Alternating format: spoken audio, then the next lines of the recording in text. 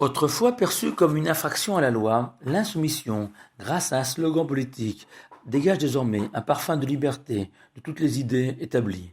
Notre paracha de Nassau nous permet elle aussi de découvrir un insoumis, le nazir, et littéralement celui qui s'est écarté, un homme ou une femme qui ont fait vœu, de manière temporaire, de ne plus boire de vin, de ne plus se couper les cheveux, et de ne plus avoir aucun contact avec un mort. En s'inspirant directement du Talmud, on peut expliquer qu'il s'agit d'un homme ou d'une femme de 2017 qui, à la vue d'une société où la notion de fidélité à son conjoint et de persévérance dans la réussite de son couple sont piétinées, où ces familles décomposées, que l'on appelle pudiquement recomposées, avec deux papas, deux mamans et une infinité de grands-parents et de tontons et de tatas, n'ont jamais été aussi nombreuses, générant souvent des enfants perdus, sans repère. Cet homme et cette femme ont décidé de fuir ce monde qui tangue. Le nazir a refusé de considérer que boire un pot entre collègues de travail ou entre amis était des actes anodins.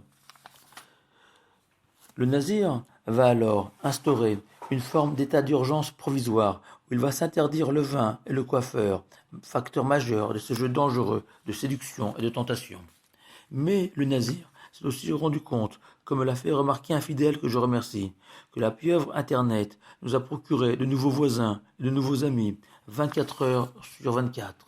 Et Maïmonide rappelle que l'homme a été créé de telle sorte qu'il est obligatoirement à l'image de ceux qui l'entourent et influencé par tout ce qu'il voit, et qu'à l'heure de l'effacement des distances, la grossièreté, la violence, l'obscénité s'affichent, se tweetent, se forward sans interruption sur nos écrans d'ordinateur, de tablettes ou de smartphones.